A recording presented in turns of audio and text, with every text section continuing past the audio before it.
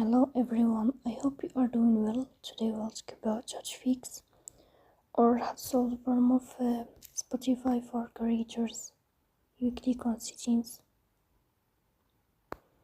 Here we click on apps, default apps, app settings. In this page we search about Spotify for creators. Then we click on first stop and we click OK. Here you will enter to storage. Then we click on clear cache.